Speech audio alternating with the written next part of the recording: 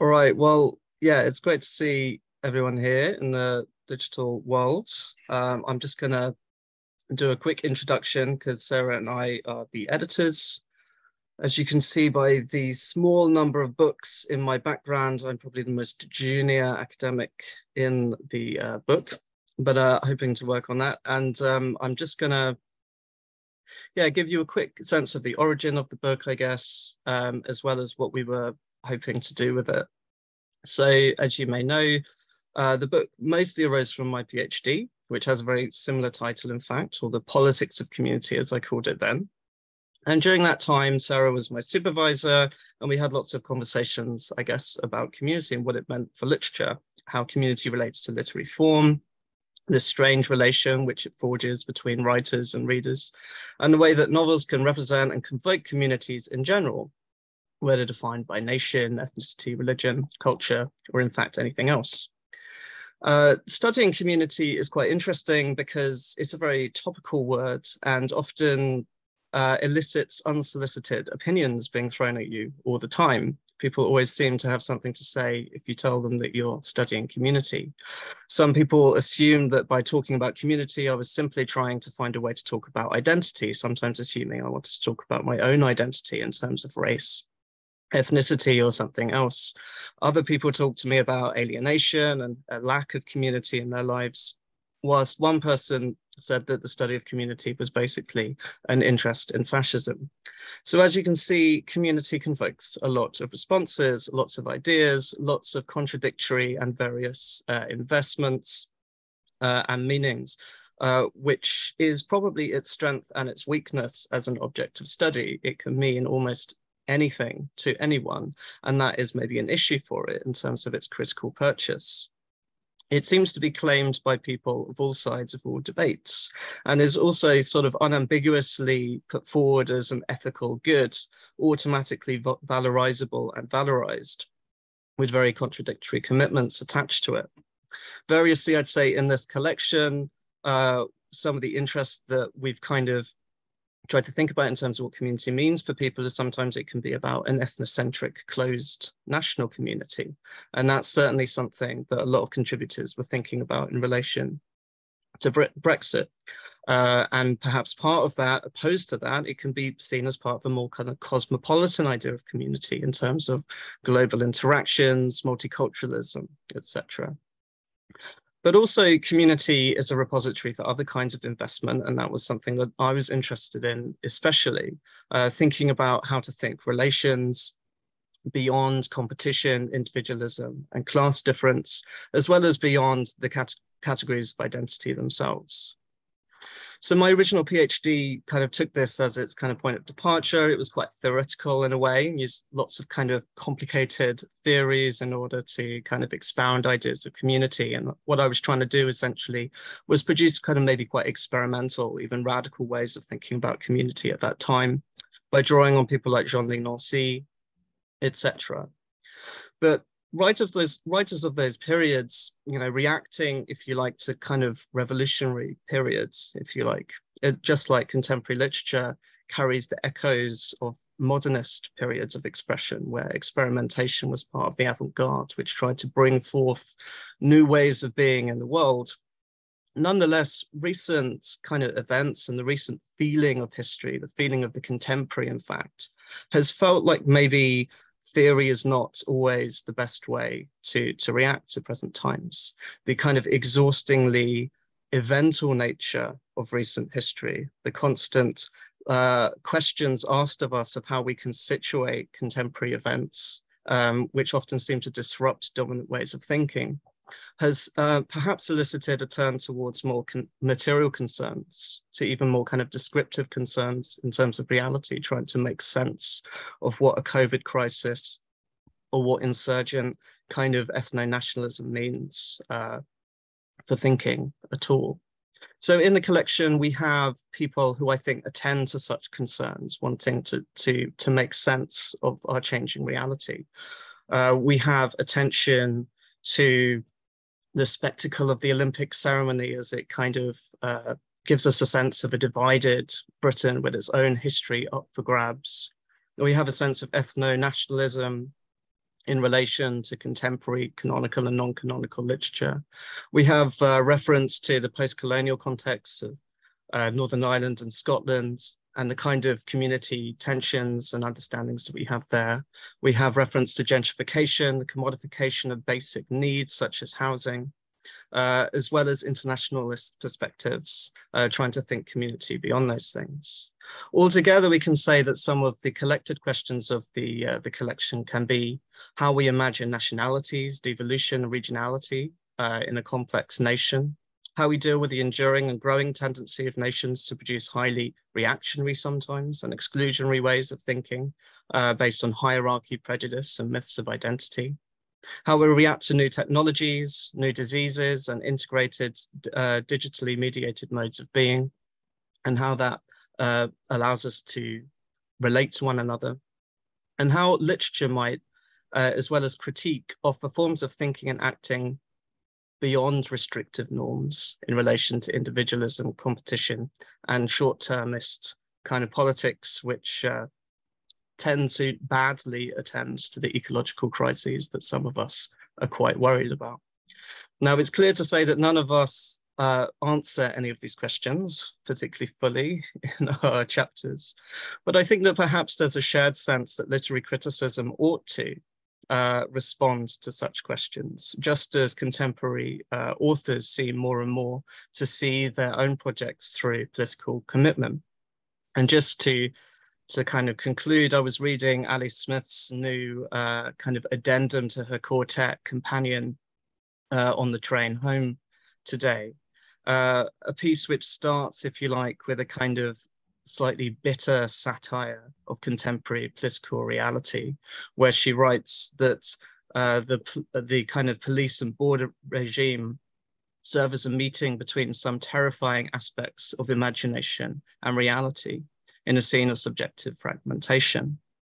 Yet Smith's orientation in terms of literature is also compelling in the way that it rides against such tendencies, in concentrating on spaces like detention centers, and in her own kind of personal life, you know, going to detention centers and talking to asylum seekers and writing their stories, she's able to develop a sense of what literature can do, what reading and writing can do, which holds a space for creativity, curiosity, and intimacy, where literature can be at the very least therapeutic and at its best show vital pathways towards what at the end of my chapter I call unrealized paths for political renewal. So I think now different contributors are going to offer their own sense of what they think about community. So I wonder, maybe Devon, if you'd like to go next, and we can go round. Sure, hello. I have nothing really formal sort of to say about it, except that my main premise is the idea that the visible signifier, particularly skin of othered tunnel skins, are not accurate guarantors of interiority. And within communities, it's so easy for us, as we've seen in the news in the past week with the palace scandal of where are you really from? Interestingly, I've written before, I've published articles called Where Are You Really From? And with this giving us clear evidence also with Nigel Farage's big brouhaha about minority white London, I think even more than ever now, this idea of how do we work out the us and them within a community? How do we work out our belongingness? How do we work out who or what we are? Is it only by determining who or what we are not, a la Stuart Hall?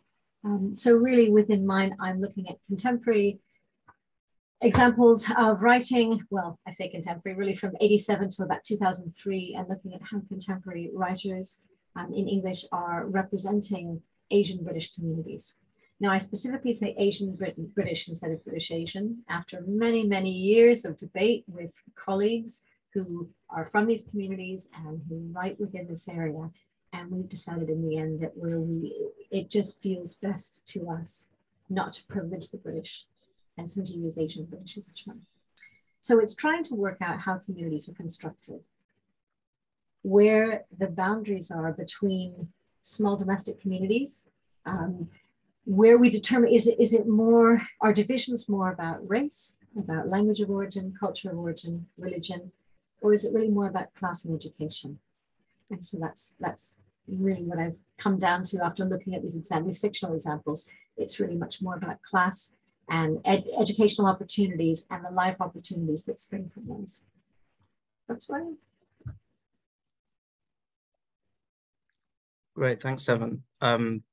It's all right if I just pick people out to go next, probably the best way to do it. So maybe Tim, you could go next. Hi, everyone. So I work on Scottish literature, which has a slightly different history of how community is conceptualized. And really, when people were starting to define Scottish literature, it's a literature about community, right all the way through the 20th century, and particularly the small town community.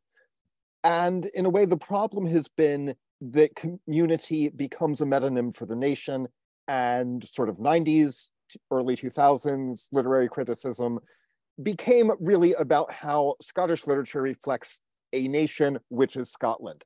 And I think most scholars of my generation are trying to push against that. And I don't want to say reclaim community, but look at community in ways, in some ways, more divorced from national politics.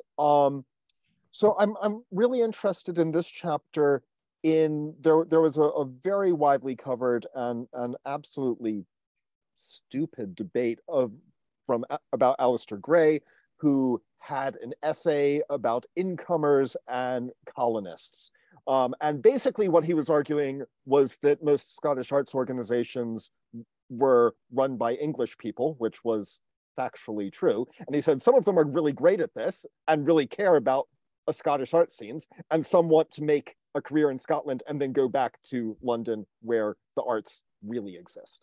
And that was taken hugely out of context, but in some ways has been a really productive debate of, if we have this sort of holistic idea of the physically contained community as the basis of a literary tradition, and we're looking at a changing Scotland, how does the literature reflect that? And so one of the things I'm really interested in is, in Scotland, in a way that is possibly more pronounced than in other parts of Britain, there is a lot of scholarship devoted to New Scots and ideas of immigration and this as an identity category. And I'm partly interested in why this doesn't show up in the fiction, which it really doesn't. So what I'm trying to look at here is looking at a pair of novels about those small isolated communities and how they react to both immigration and emigration, and a pair of texts that are much more about multi-ethnic communities and how they work, is the question of contingency, really, and whether or not community is geographically based or whether it's based on links to elsewhere's often imagined. So I think what I'm trying to explore is, in some ways, why this theme remains so constant when the communities themselves have changed drastically, and in a way why Scottish fiction is very behind in reflecting the actual composition of those communities, and how we can also see, I guess, some positives in that. That's really blurry because it's been a very long day, but I hope that makes sense. No, that was great. Thanks, Tim. Maybe we can go to Emily now. I was just thinking how long the day has been as well. So apologies in advance if this doesn't make sense. So I was writing about Ishiguro's most recent novel, Clara and the Sun. And even though it was written pre-pandemic, it was published right at the start of the pandemic. And so I read it in relation to that because there's just this uncanny pandemicness about the novel, in the fact that, the main characters basically are confined to their homes with illness. They are learning on screens, and their lives are like our lives right at this very moment, where we're all in our little digital worlds. And so I'm interested not only in how the novel in some ways is incredibly depressing in its reflections on community during the pandemic, and the idea of isolation because of digital technology, or the failures of digital technology to connect us, but also I'm interested in how it challenges, or it puts into play a post-humanist perspective and challenges humanism through that. So I guess what I'm interested in is how post-humanism isn't just about embracing technology and wanting to enable humans to do more, or achieve more in a kind of neoliberal competitive sense, but how post-humanism in the novel is read as a critique of humanism as a discourse, and the privileging of a kind of European kind of imperialist idea of what it means to be human. And I see that as part of what's depressing about this novel, that the community that exists at the forefront of the novel is one that is very exclusive, one that only allows humans who have been lifted in certain through contemporary technology to continue with their educations, one that is very much divided into kind of ghettos or clans, and there is this sense of almost a tribal war beginning across the setting of the novel, which is the US, and how the voice for the novel is a robot, is AI technology, but she is very visibly exploited in the course of the novel on account of her non-human status, just as the clones in Ishiguro's previous novel are. And I'm interested in how that discourse of a social hierarchy and oppression of certain minority communities within that conducts a critique of humanism as a way of understanding community. So that's not very positive, is it? But yeah, that the novel goes beyond just sort of uncannily mapping out an experience of pandemics and of isolation within contemporary technology, and also goes on to critique humanism as an ideology. Thanks, Emily. Maybe now we can go to Bob. Thank you. So first, I want to thank Sarah and Peter for giving us the opportunity to write this book and to speak this evening. So thank you very much for that. And I also want to, I want to begin by just responding to some things that Peter said at the beginning. So I agree with him completely that literary criticism ought to be dealing with these matters, because that's what we should be doing. We should be trying to engage with our world and responding to it. And there's even a kind of boring disciplinary reason why we should be doing it, apart from any kind of political or moral sense, which is that our discipline, literary criticism, it has become in the last 20 years kind of profoundly historicist, which is often fantastic. I've got no problem with historicism, it's lovely, but that's often a kind of escape from dealing with the contemporary or dealing with kind of current issues, because it's easier to write about something from the 18th century because there's so much written about it and the debates are kind of growing, rather than something is new and difficult. So when I teach my first years, I use the that rather good American they say, I say thing. So what do other critics say, and then what do you say? But where we're working, there isn't much they say, and that makes it really, really hard. And that makes what we do working in the contemporary both demanding and hard. And that's why I really admire people like Peter and Sara, Kristian, Tim, people whose work I know, who kind of work in this field and try and say things. I also think Peter talked about theory versus description. I suppose I'm a very old-fashioned literary theory person. I think theory is always there, whether you use it or not. And if you don't use it, it's kind of hidden in the background. So Emily was saying her piece wasn't very positive. My piece was even less positive, very, very grim. So I took this opportunity to write this, to read about Brexit in different disciplines. So I read some, is that entirely true? Yes, I read some political science and some quantitative political science, but also I used my abiding obsession with the work of Hannah Arendt to provide some of it. So I talked about, I used political science to talk about this profound polarization in, I guess, thinking about what Tim has said, the English community, between what some political scientists call the identity conservatives, profoundly ethnocentric group, and what they define as identity liberals or necessity liberals. So necessity liberals are a black and global majority, and identity liberals are white people who believe in liberalism as a good thing. And between these two groups, there is an increasing and radical polarization, and we only have to look out to see that's true, and that's only getting worse, I think.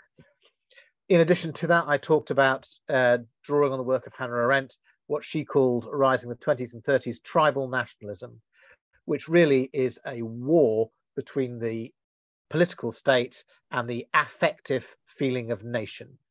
And normally, she says, these two things kind of work together because, of course, nationalism is the cement in the bricks of the state. But at sometimes, like in 20s and 30s Germany, and now in at least England, the balance between the affective nation and the political state are out of kilter. And that hasn't got any better either, I think. So having said that, I look at 3 novels. Now, one of the things we do in contemporary fiction, because there are so many novels and no one except Tim Baker reads them all, I can see them all behind you, look. We create kind of canons. So I went out of my way to, of course, talk about one of our contemporary canonical novelists, but also talk about 2 novels that aren't normally within that. One is a supermarket bestseller, Warlord by Bernard Cornwell, sorry.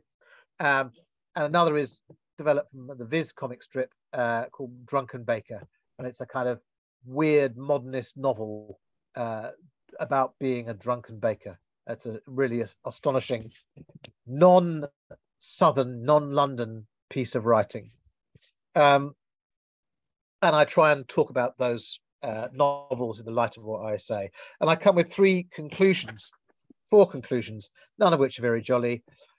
One is to, so Tim, sorry to mention you a 3rd time, Tim. Tim talks about things that don't show up. So one of the things that's very interesting is there are no novels by Brexiteers. I know Kristian has written a fantastic book about Eurosceptic novels, but in the Brexiteer discourse, they don't quote Shakespeare, they don't write novels, they don't appear in a literary world. And that's one of the reasons I looked at Bernard Cornwell's Warlord to try and find nationalistic literary voices. But one of the things is I think that we may have come to a time where there are no effective state of the nation novels. Even Middle England by Jonathan Coate, I know Kristian wrote about in the book, fails to be, as my students were very clear on saying, it fails to be a kind of real state of the nation novel because it is so clearly kind of a Remainer fiction. So one thing is that's a bad thing for literature. Okay, so it's a bad thing for the discipline we work in, and it's even worse for the political world. It's a really bad symptom that there are no literary texts, or I think even artistic texts, that kind of around which a national community can kind of achieve some sort of consensus, if they ever has done. So that's quite a worrying thing. The second is this ongoing toxic kind of nostalgia, which whether you engage it or not, we feel all through the culture, down to the haircuts of football players in the English team. And a third thing is, I feel foolish saying this because it's so obvious, a profoundly kind of masculine discourse, a discourse that kind of explores, revels in, I almost want to say, kind of male violence and male power, and the way in which that overcodes all sorts of things, not just in the literary, but in all sorts of discourses. And so I think that our society is, I'm not telling you anything you don't know, our society is going through a really badly broken patch. Our literary texts don't kind of work. Things seem to be getting worse. I think that I was on the picket line last week before. I've slightly lost track of where we are in terms of strikes. And a really nice thing, I've often been out on the picket line outside my university, and normally when you stand outside the picket line, 2 people honk at you all day. And this time, loads of people honked at our banners and so on. And that was, in one way, a really nice thing. We felt a kind of solidarity because presumably there were nurses and post office workers driving past us. But another sense is that unless you're a Leninist revolutionary, strikes are a bad thing. Okay, I'm happy to go on strike, but no pretending that that kind of conflict is good. And our polity is in a really bad patch, and one symptom of it is the strikes, however they're going to end up. And the strikes revealing, of course, the terrible profiteering of businesses. And I know all this, so I'm going to stop. But I think we're in a really, really grim place. And I think the contemporary literary fiction that we are studying and reading tells us that. And to go right back to where I started and to Peter's point, I think part of our duty as critics of the contemporary is to say that and to show it. Thank you. And thanks for the opportunity to do that. Thank you. Yes, and you mentioned Kristian's great book or great work on Brexit. So maybe he can go first and then Sara after. Thank you, Peter, and many thanks to Sara and Peter for putting this collection together and the launch event. Apologies for being late. I just got back from an open day. I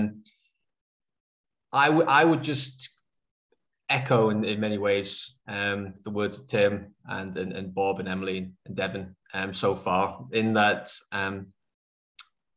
I think my chapter in this collection is really discussing the bonds of community in the 21st century and the divisions which emerge from that term. So, for example, in my chapter on Jonathan Coe's Middle England, it was a case. Usually, I do work where I look at lots and lots of different pieces, and for this one, I decided to really focus on just one text, because I think Jonathan Coe's Middle England is one which, for many people, they thought it solved the issue of trying to provide a kind of state of the nation novel, and as Bob has just mentioned, it fails very much because we have all these different issues affecting the nation at the moment, which his kind of Remain a tone kind of overrides and forgets about. And although many people say it's a balanced text, it's anything but. And I think it's more interesting because of that, because it reveals the fact that most of the material produced that we see in trying to define what it means in our British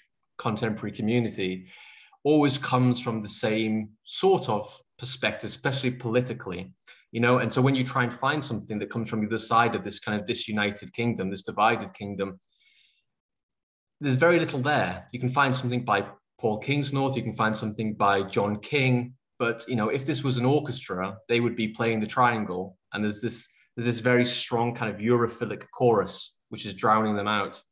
And I think Jonathan Coe's Middle England is a really interesting text for kind of demonstrating all these divisions which he thinks he's addressing but isn't quite. So I like the way it points at issues which go deeper than what we've just seen in the last few years. Issues of, things like deindustrialization, particularly things like Devo anxiety, which I think is the big one. It doesn't get talked about very much. Things like the abolition of the House of Lords, which is kind of alluded to as well, which we're seeing at the moment. The problems of Scottish independence, problems of an old island dialogue, the reunification of Ireland, and what's called the Welsh disease. All these issues, which I think Jonathan Coe doesn't really address, but he thinks he does.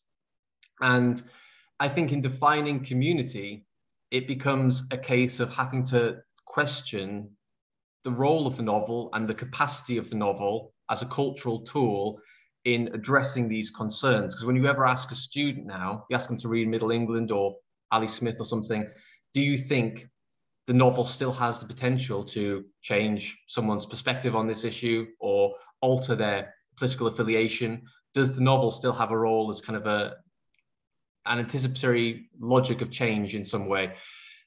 Students are very open and vocal in the fact that they do not think the novel still holds that power. So it becomes the case of really having to dig down into thinking, well, what are novels doing now and how can they reflect what's happening in our community? And as Tim said, sorry to keep recalling Tim section, but he said, is it geographical?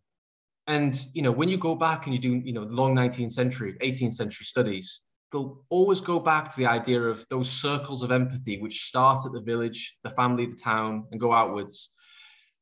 And it's no longer the case. And we really need to kind of define in a disunited kingdom, what are those circles of affiliation? What are those attachments if they're not geographical? Because they don't seem to hold up anymore. And the divide seems to be growing. And I think as we go further past what we've seen from 2016 onwards, or 2012 onwards, 29 onwards, what we're going to see are these divides, particularly with regards to nationalism across Scotland and Northern Ireland and Wales and parts of England. We're going to see that growing spectre of earlier periods of post-war history, which hasn't been resolved. What we're seeing now with the strikes is going to get worse in certain parts of the country. We're going to see widening gap of political affiliations, and class and gender and race are going to become part and parcel of that in different ways. They're all going to be interrelated. The one thing I would say, just to conclude, is that there's a really interesting text, another text, which I think Bob talks about in this collection, which is Ghost Wall, which is about this idea of there's this man who feels like he's angry all the time about everything. And for him, he seems to think that immigration is somehow connected to feminism, which is somehow connected to Devo anxiety, which is somehow connected to globalization, which is somehow connected to the fact that he doesn't like the younger generation, which is connected to the fact that people keep talking about climate change. And he holds this deep love of dead things. And I think that the sense that which this man feels that all those different things are connected, all those recent cultural developments are connected, there's something that really needs unpacking there in the novel form as to how we address how all those different things that are conflated in people's minds can become separated and understood on their own terms. Thanks.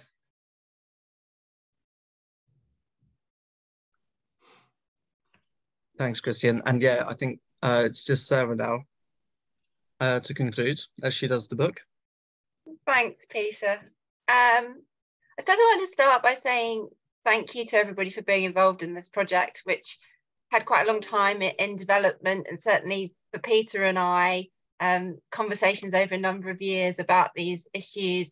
And I think which for me rests to some extent on work that had gone before, the work, Bob, that you had done on your work on Brexit and literature, and then also, Kristian, the work that you had done with Brexit, which really was asking these questions about what was writing doing, and more specifically, what was the novel doing in this moment where, as Bob has already said, that State of the Nation novel doesn't exist in the way that it once did, perhaps, but that there was some sense perhaps of there being a resurgence of literatures trying to speak to these questions, trying to grapple with what would it mean. And for me, certainly, there therefore felt some urgency around a collection like this that we were hoping was trying to position literature in such a way as part of that conversation.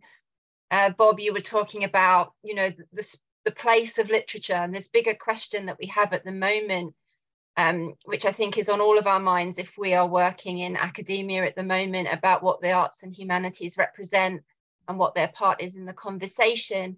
And for that reason, this felt like an urgent thing to be asking about what literature might be doing in this moment, where questions about what national identity, what local identity, what it means to belong or not belong in society seem to be so important in what's happening.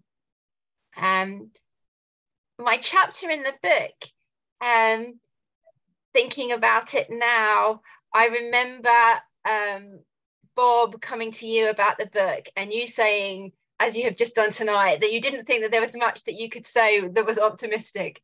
And I was trying, when I first put the abstract together, to think about what might be the optimistic, hopeful reading of this situation, and particularly the role of literature as perhaps being something provocative that might stimulate new questions and the possibility for change. And when I wrote the abstract, the pandemic hadn't yet happened. And then as we were putting the proposal together and submitting the proposal, the pandemic happened, and it became more difficult to think in those optimistic terms. And what I was going to write changed quite dramatically. I had been doing quite a lot of creative fiction and non-fiction writing prior to the book. And what had started out as a quite conventional piece of literary criticism became something slightly different. So my chapter is a piece of, I suppose, what you might call auto-criticism. It's a fusion of autobiography and critical writing about 3 novels: Max Porter's Lanny, Niall Griffiths' Broken Ghost, and John McGregor's Even the Dogs. And it's attempting to capture the voices of those novels alongside a story which is really about me and a sunflower, and the planting of a sunflower in the midst of the pandemic, when my garden really became my entire world during that period. And in that sense, it's influenced by a project that Kristian and I have been doing about an idea which we call the transglossic, this idea of speaking across and what it might mean to pull together different voices. So there was an attempt in my piece to pull together the voices of those novels with my own voice. And it was definitely an experiment in form. And it gave me quite a headache at the time. And I remember talking to anyone who would listen about why I don't know why I have started doing this. And it was a really bad idea, but the deadline was really close and I couldn't restart it. So I just have to keep going. So that's what I did. I just kept going. And I think what it's really about is an idea of what it means to try and form community in the wake. It draws very much from the idea of the wake as it's evoked in criticism around Black British writing, and the idea of what it means to try and reconstruct a notion of community in that context. And thinking through that about the pandemic and what it meant for me as someone who was clinically vulnerable, and how that had reshaped my ideas around community. But also what these authors were saying, a bit like Emily was talking about with Ishiguro writing before the pandemic, but actually his work very much speaking to some of those questions. I felt that these were novels that were asking questions about what it means to be included within a notion, particularly of national community. And I think something that came out of that for me that I wanted to speak about this evening is often we talk about smaller notions of community. We might talk about the disabled community or Black British community, and those can be really important ideas in terms of social justice and advocacy. And I think they're really powerful, and I wouldn't want to speak against those ideas. But I think sometimes those smaller notions of community also can allow us to comfort ourselves about the erosion of a larger idea of community. about what it means to support the other outside of those smaller self-supporting communities. And actually, in all of these novels, there are those hopeful, smaller communities that exist around particular strategic identifications and identities. But what there also is this really powerful yearning for a broader sense of social or political recognition, what it means when community is being disavowed at that larger structural level, and actually how that can even erode those smaller communities, because those within them don't have the ability or the strength or the economic means to actually mobilize those communities as they might want to. And so thinking through how fiction might expose that was in many senses not a very optimistic project.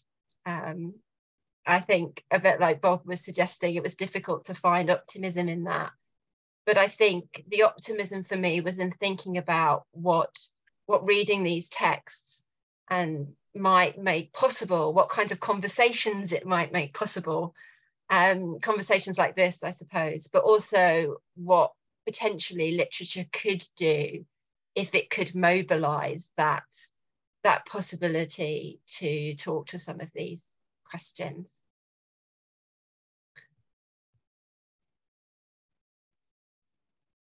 Peter, do you want to talk about your chapter in any more detail? Oh yes, I didn't talk about it, did I? Yeah, so I mean, I was gonna quickly say in the introduction that, yeah, the subtitle is From Blair to Brexit, which we came up with because of its sort of alliterative function, partly, but also we had something like writing in an era of crisis and nostalgia or something like that. We dispensed with it and we wanted to go with some kind of periodization, and that kind of relates to what I was talking about in terms of at least my feeling that there was a need to try and historicize the recent past in order to make sense of contemporary events, as it were. And it seemed what Brexit did was, by shifting the goalposts of conventional political thought, it kind of necessitated the need to reroute ideas of what was happening in Brexit within a kind of a deeper sense of continuity in terms of the building of different kind of formations of political identity. And so I went back to Blair around the 1990s, partly because of the bee, as I said, but also partly because it seems to me, of course, that Blair was a very important figure in constituting some of the tensions that we're talking about in the present. And I guess what my chapter tried to do was say that part of the discourse around Brexit is to talk about a renewed insurgent nationalism, which is certainly true. But what I also wanted to say was that nationalism has not arisen out of nowhere.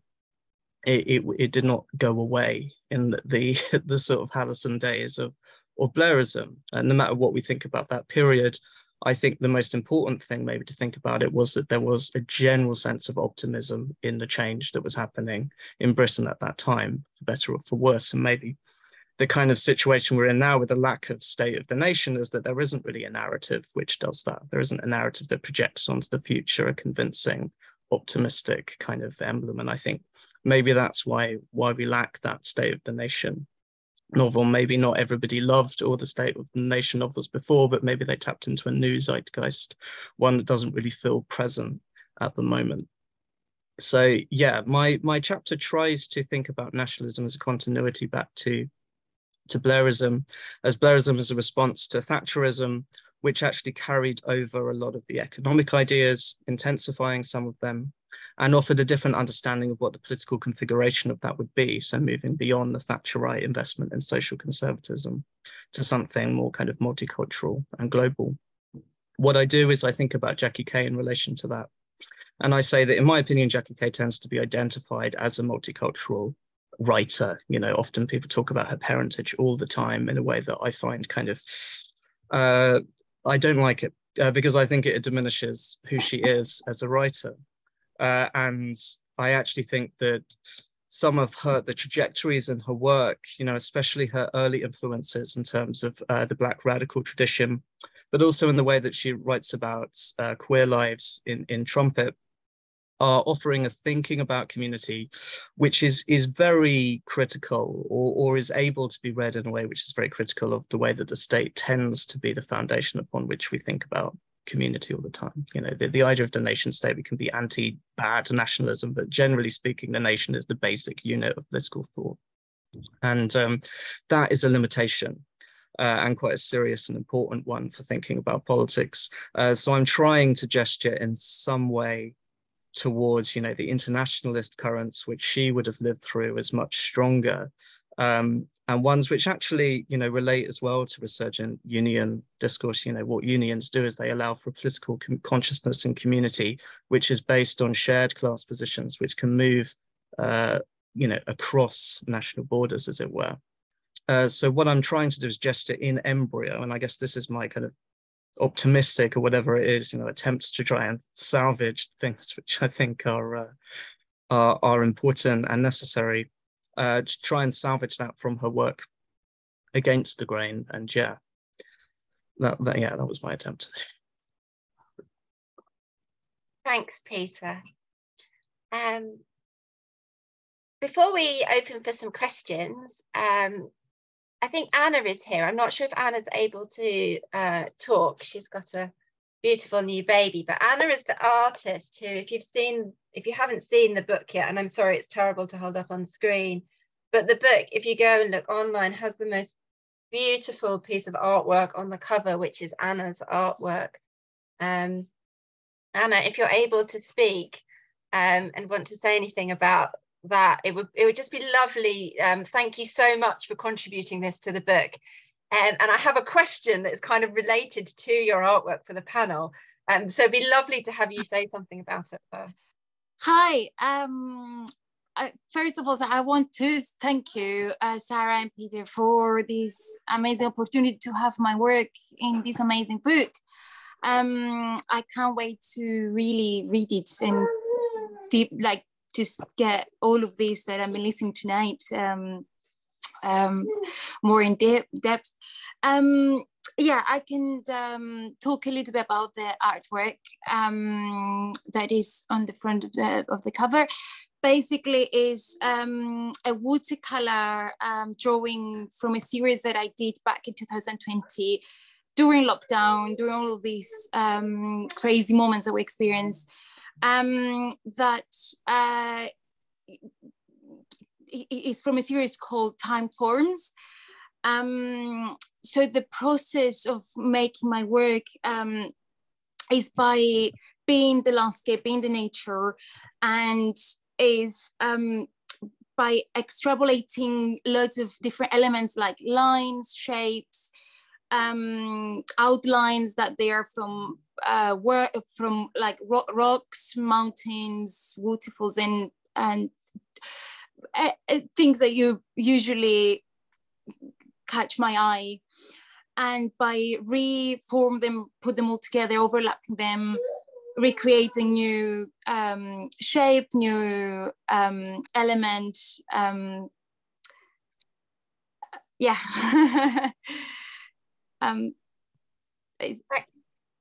Thank you so much, Anna. And I mean, when you first sent the image to me, I mean, I'm a huge fan of your work, but when you first sent it to me, it spoke so much to the things that were in my mind about the book, thinking about the novel, and this wanting to try and capture a feeling or a meaning around things and the connection with forms. But there is something intangible, and your work captures that beautifully, that this kind of association between things that, like you say, are the landscape, that are material, and a feeling, and pulling those things together in new ways. And with the chapters, I could see so many different ways that the contributors were coming to community, so that we had this really multifaceted, beautiful kind of refracted surface that was emerging, and I could see that in your work. So there were these wonderful parallels. I suppose my difficult question for the panelists or anyone else who would like to answer this that comes from this is that we're trying to work with this term that is in some ways incredibly well known, incredibly material, and in other ways seems impossible to grasp and is used in so many different ways that it almost becomes a kind of empty signifier. And I suppose my question is, having seen that State of the Nation novel move away in some senses, what do we really need the novel to be doing now in relation to community, do you think? Anyone who wants to answer? I have an idea. I don't know if this sounds really naive, but I've just been teaching Camilla Shamsi and Home Fire, which is in many ways about London and Britain in a kind of post 9/11 context and a war on terror context. And it's about recruitment of extremists and ISIS, but it's also about the British state's failure of responsibility around British extremism and the kind of debates that surround the recent Shamima Begum trial and the British response to those associated with terrorism. And anyway, obviously in all of what I've said right now, it's a very politicized novel, very much responding to contemporary events and policies. But it's also a novel that weirdly, my mother-in-law really liked. And it's a novel that my Indian students' mother-in-laws really liked. And we had this conversation in class about how people that don't read the novels that we read, the experimental, my mother-in-law refuses to read Ali Smith. She started it and started The Accidental and dismissed it. She refused to read Piranesi. In fact, after that, she said, "I'm not taking your advice on novels ever again." But she reads Camilla Shamsi, and some people's response to that was, well, it must be a sellout. It must be politically vacuous. It must depend too much on romance or sort of genre formulas. But I don't know, I just find it so exciting that there are novels that are able to engage with people that I don't usually talk about novels with. And that there is a genre element to it that is doing that work in a novel that is nevertheless very blatantly, overtly politicized.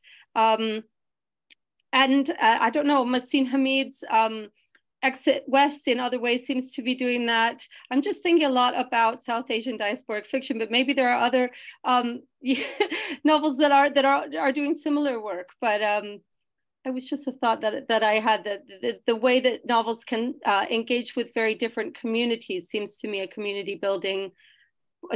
Different, when I say community there, different, like sort of in some ways isolated certain intersections of the community, and yet connecting those different smaller communities across the nation and also across the globe. Maybe I'm being too optimistic about this, but I found it very exciting. Tim. I find it exciting too. And I mean, just jumping off from your things I was just teaching, the course I just finished was on vulnerability and precarity, and the last texts were all really hard. I was doing Valeria Lewis-Selly and Banu Kapil and Yara Rodriguez Fowler in the final weeks, which are all very political novels that don't explain, right? That don't fully contextualize what's happening, that if you don't know about the US-Mexico border, if you don't know about Brazilian politics, if you don't know about 70s race riots in London, my students were all a bit lost with that. And that, I think, was really, really productive. And they all loved these novels in a way they had not loved some of the more formerly traditional novels earlier on the course. Because one of the things that really seemed to work in a way that I found really inspiring was they're all very fragmentary texts. And we talked a lot about how students could find the literal space to put themselves within the text, right? That if they weren't reading a book about a particular community, they hated Jesmond Ward this year for some weird reason, and they were wrong. But in some ways, that fracturing was what spoke to them. And you know, one of the things that has made me think, along with what everyone's been saying, is that if there's a move in novels from depicting community, whatever we mean by it, to instantiating community, to in some way being the community itself, and any reader, you know, whether they're from a more academic perspective or whatever perspective, if you can find a way to insert yourself in the community that is the novel in that reading experience, then that to me is a lot more interesting than here is a portrayal of a particular community.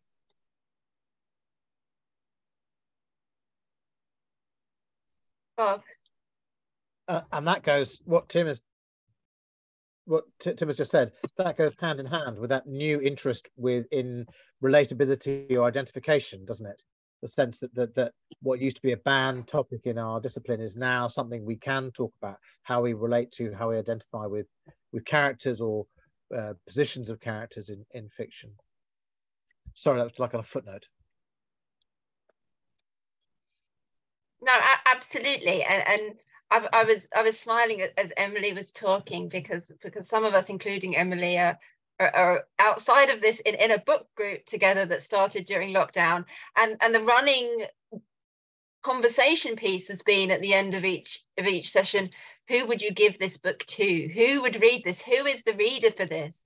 And you know, and if this doesn't work for us, then who would it work for?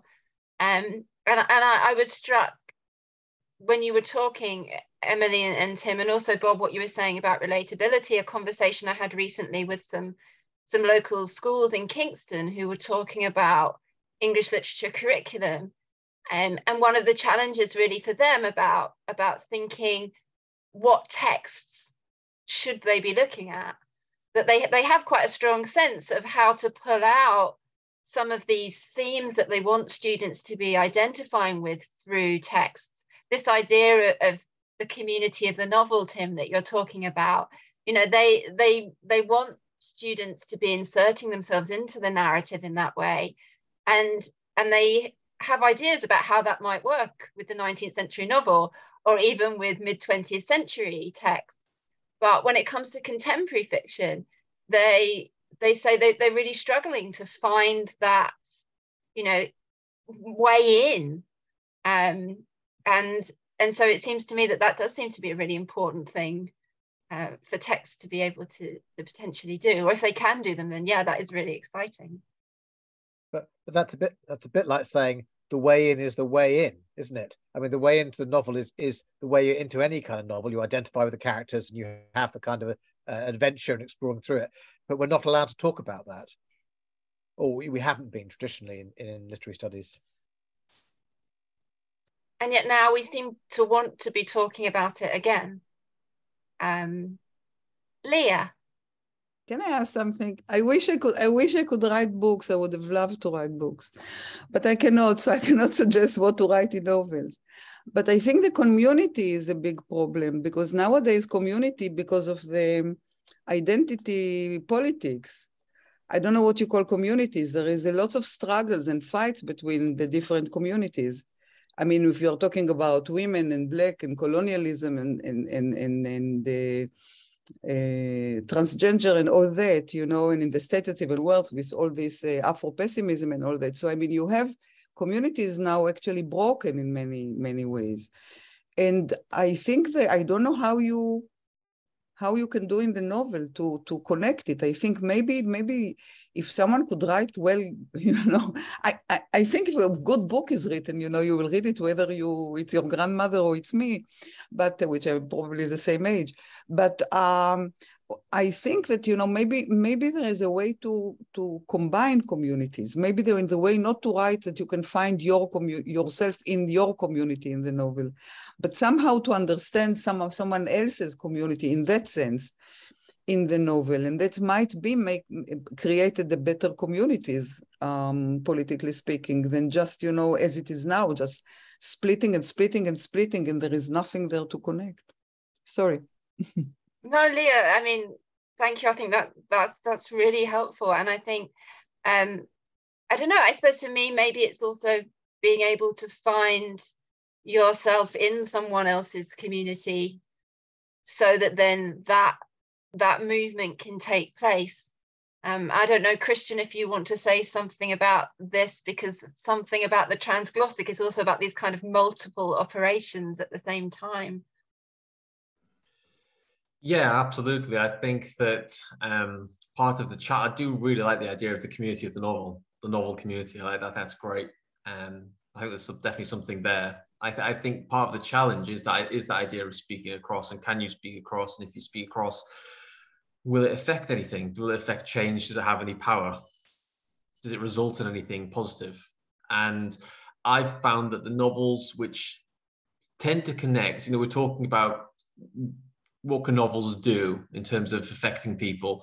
The novels which seem to drive home lately aren't these kind of state of the nation novels, which really kind of try and wrap up the community as either a political concept, you know, of the nation, or a geographical concept, or whatever, or social concept. It's more novels which simply gesture to some form of humanity. And I don't mean humanity as being kind of like anthropocentric, but some connective tissue.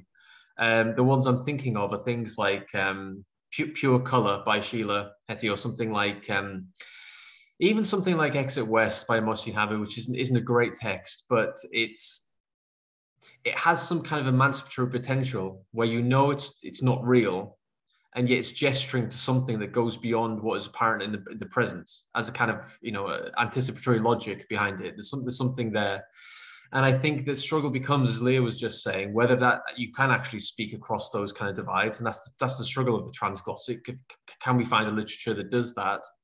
Or does it become the case where you try and create something more essential, kind of, you know, instinctual, that speaks across all these divides in different ways? And does that drive home in any way? And does it still affect change at the end of the day? Does it amount to anything?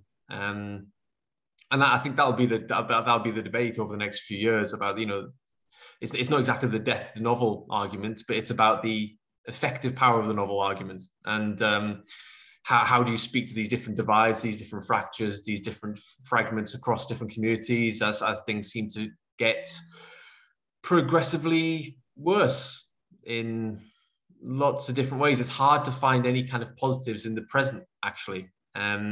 I'm usually someone who thinks that, you know, very, very optimistic, everything gets better. But actually, at the moment, it's kind of looking a bit bleak.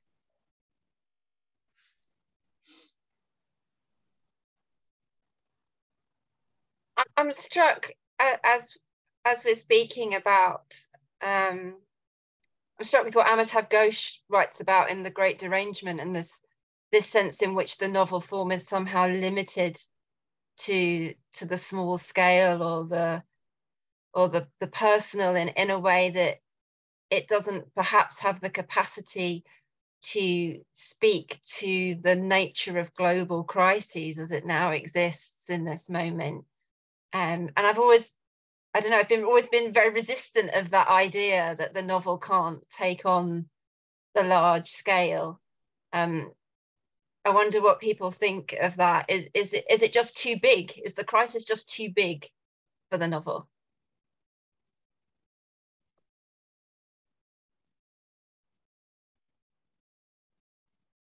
I didn't read his argument in that way, but maybe I'm dumb.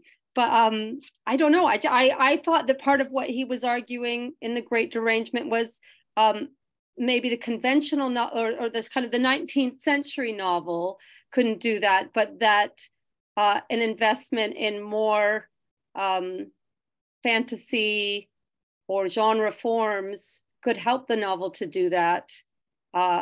and you know, to move away from the limitations of realism as a mode of seeing the world.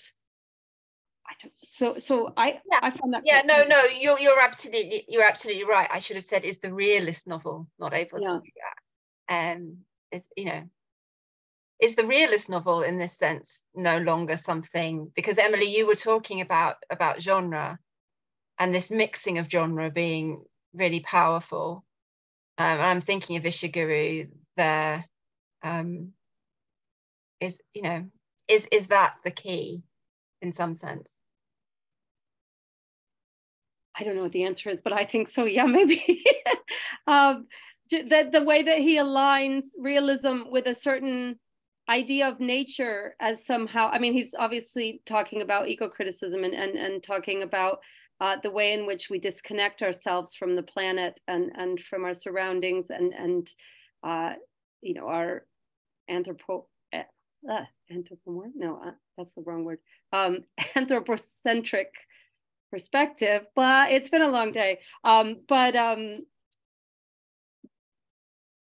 the fact that an engagement with fantasy or with genre forms might somehow reinforce our relationality across the planet, and that it would do so not only at the level of thematics, but also of form, in the sense that it would engage with all sorts of different types of readers and in different types of cultures, is interesting. There might be a way to pull together here, Emily, your comment on that with Jennifer's question in the chat. So Jennifer, British Lit scholar from Canada, is asking, is part of this question about identification or relatability one of getting past critical theory in order to save the discipline of English studies? That in some senses, we are being asked to reject theoretical discourse in order to make literature more palatable to the public. And I suppose I'm also thinking here about the literary alongside critical theory as something that might need to be abandoned in that sense. Bob, do you maybe want to say more about that? So I was replying to Jennifer's question. So I think there's ways to talk about identification theoretically, not just psychoanalytically, where obviously there's all sorts of ways of talking about identification, but kind of literary ways. I'm not quite sure what those are yet, although Rita Felsky does talk about different kinds of identification through values or through positionality. So none of us have been lost Victorian orphans, but we've all been lost and felt sad, if you know what I mean. There are different ways of identifying, I suppose. But I've also been thinking, while we've been talking about genre, and I find myself caught in a kind of trap, because I remember very clearly when I came in the 80s, lots of people who were professors were saying, oh yeah, the future is in genre literature. And I kind of didn't believe them then, and I don't believe them now. But it is true that lots and lots of genre, I'm looking over at my bookcase over there, I've bought lots and lots of Brexit genre novels, like Amanda Craig, which are kind of fluffy middle-brow romances, which I think are really well written and fantastic. And I'm a big admirer of her novelistic ability. But lots of those deal with really big Brexity kind of issues. There's police thrillers that deal with Brexit. Kristian mentioned the Kingsnorth novel, which I've only got a few pages in. And I know it's not liberal lefty, in fact, it's quite the other way around. But I mean, there's all sorts of things. A historical fiction, of course, those endless World War II, either romances or boys' own historical fiction, you know, where they refight commando raids. I mean, these all seems to be ways of exploring these kinds of things. And we do have the literary theory kind of technology to analyze genre and think about it. But I also I hope it's not just a deep rooted kind of snobbery. I read lots of genre fiction, and I read comics, I read all sorts of things, but I think there's something about literary fiction that is kind of special, and I think that I agree with Kristian, and I think that that kind of State of the Nation novel and so I taught this Sterling Carrot Gold this week on my Brexit and literature course, and some of the students hated it and some really loved it, but there's no getting around that it's a kind of difficult experimental kind of novel that isn't going to fly off supermarket shelves, even though it's about, you know, gangs fighting in Camden. So sorry, I don't know where I'm going with that now. Thinking about genre, thinking about exclusivity, maybe the novel's just going through a bad patch, and in 10 years' time, we'll find ways of it pulling together.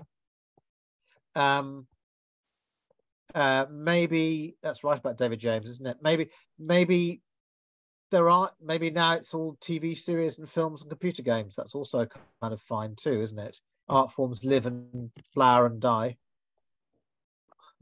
Oh, sorry, it's been a long day for me too, so I'm also kind of running out of things. I can't remember what you asked me now, Sarah. I'm so sorry.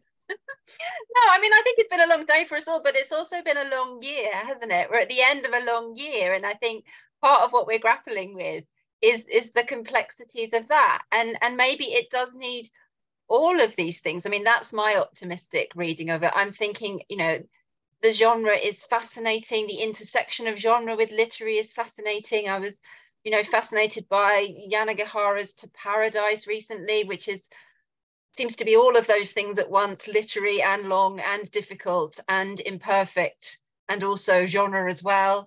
And I do think, though, Bob, what you're saying about relatability or connection seems to be the key in whatever way we create that. You know, Ali Smith's quartet also trying to do that in a completely different way, where there's an awful lot of realism, but there's also some touches there to something otherworldly, or enchantment maybe is important here, and the need for a kind of re-enchantment of things that we believe in. So can I come back and ask you a question that's been really bugging? Sorry, it was Tim's point about identification, wasn't it? Originally we came from, so not mine. So I've been thinking a lot about Bridgerton.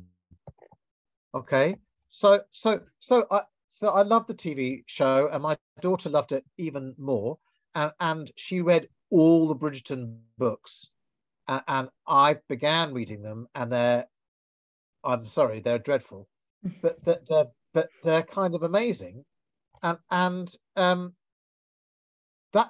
that seems to me to be a really weird new kind of thing, a kind of fake imaginary but real imaginary history. It's kind of real, it's kind of fake, it's kind of communal, it's kind of about identification, and it's really gripping, and it's also saying really interesting communal things about race, for example, and it's not saying it in an upfront kind of way. Sorry, I don't know why. That's kind of it's kind of genre-y, and it's kind of gripping, and it's kind of communal, and it's a mythic kind of fantasy.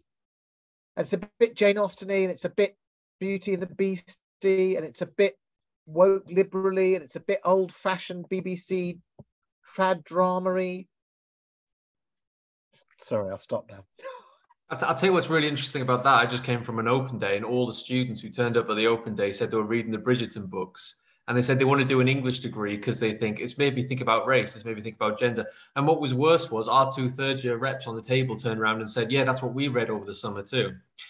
Instead of doing the reading for the course, which is really depressing. But there's something there that those kind of texts are doing that students I can identify with. And it's not just a case of that they're tapping into their identity politics. They're doing something else and making them think about reframing these debates in different ways, rather than Ali Smith banging you over the head with her same old argument, which, you know, I love Ali Smith, but I'm starting to really doubt a lot of what she does at the moment, because it really is coming from such a biased perspective, one slant perspective, that I struggle to empathize with her position anymore. And I think there's something that these other texts are doing in terms of genre and kind of identification, relatability, which are really interesting. And we're probably never going to study them. We're probably never going to read them. And yet as a pathway to the power of the novel and what it can do as a cultural medium of change, that I think there's something there for those kind of Bridgerton books. Yeah. I'm not saying read them, but yeah. No, you've sold me now. I'm gonna pick up the first one and carry on reading it. That's really interesting about your students. I also think this probably relates to fan fiction as well, which kind of relates to community as well, because of course it's digital online communities which lead to the circulation of things like fan fiction. And I think the relation between, you know, fan fiction as a limited form in that it seems often tied to these big texts, you know, whatever they're talking about, but also the possibilities held within those digital communities and what they can produce is quite interesting. I've been thinking about also Sterling Carrot Gold recently. It's probably my favorite novel from the last few years, as well as Lote. And I think what's interesting about those two novels is they're both written by people who I essentially know, or by like 1 degree know. And first of all, I thought isn't this a massive embarrassing kind of, you know, thing that the only things I like are written by people very close to me in kind of close-knit communities. But also, you know, Isabel Weidner runs basically a night in London of queer literature, and that's how I know their work. And I think, you know, thinking about the way that online communities or communities from the ground up, grassroots literary communities, whatever, can end up writing really interesting texts and innovating the form, as I think Baden's doing in a really interesting way, is really important. And of course, you know, changes in literature usually do come from the margins after all, and constantly thinking about, are the majority reading this? Is this a popular book? You know, I'm not sure how well that sits sometimes with literary history, given that the texts that we study are sometimes texts that precisely were not always the popular texts flying off the shelves, but the other ones that kind of endure, but are also maybe able to affect society from the margins precisely because they have, you know, new ideas and stuff. So it's maybe again there where I hope to find some store of optimism, because I certainly don't find any in the majority culture, and I'm not sure I will do for a while.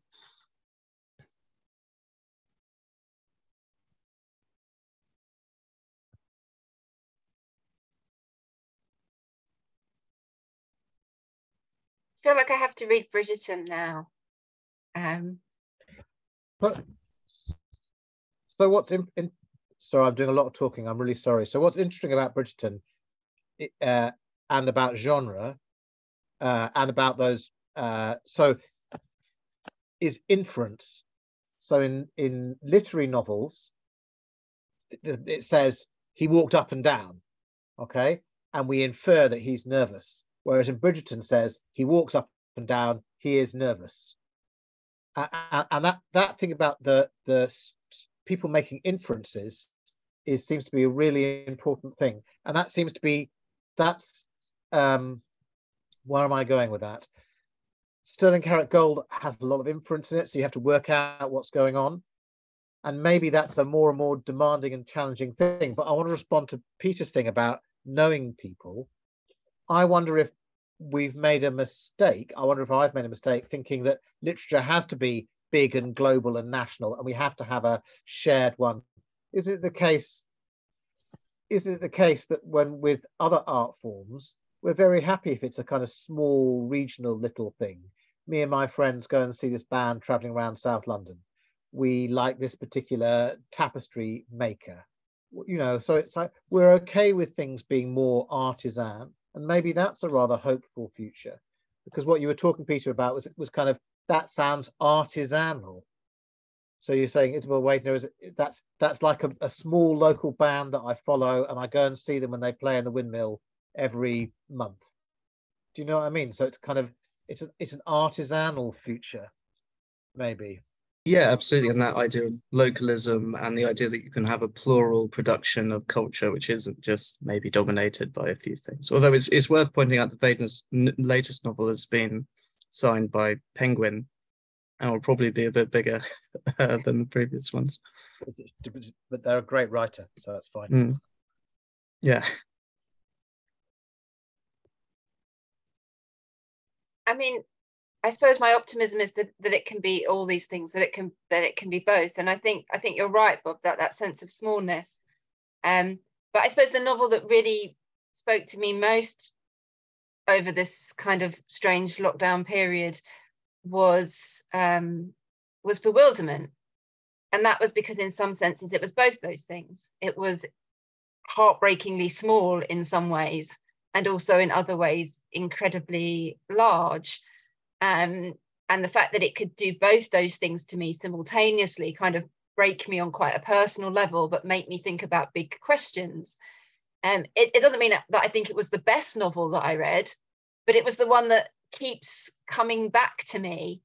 And I suppose if we come back to that question about what do we want the novel to do more widely in society, it seems to me something like that is important. Something that has, Bob, like you say, that ability to be small, to speak to what you identify with and represent, but at the same time can push you to identify with something else in a way that you didn't previously. For the social role of literature, at least, might be an important thing, perhaps. But it could equally be Bridgerton. I know we're low on time, but I wanted to say specifically to Sara that this sort of embodied criticism that you're doing, to me, is actually part of that. And, you know, because I think one of the big conversation I've had with so many peers is, are we just going to start being honest about why we do what we do, and actually be, you know, with our students, with our books, and taking ownership of the fact that we are going through these processes of relation. And I really like the way that your work is so rigorous and yet so completely open. And I think it's a real model for how we can move with these issues. That's incredibly kind of you, Tim. But I suppose, I mean, returning that compliment, you've just wrote a wonderful memoir that again is showing us how we can bring these worlds together.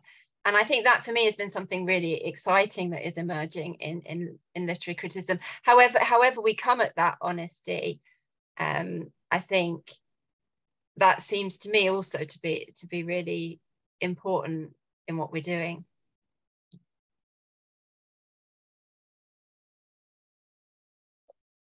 We are out of time, although I feel like this conversation could keep going, and I hope that it does keep going in different forms. I'm sure it will. This is so. Just to conclude by thanking everybody again for their involvement in the book. It is a beautiful thing. So thank you very much, and thank you everybody for joining this conversation this evening. Thank you. Thank you.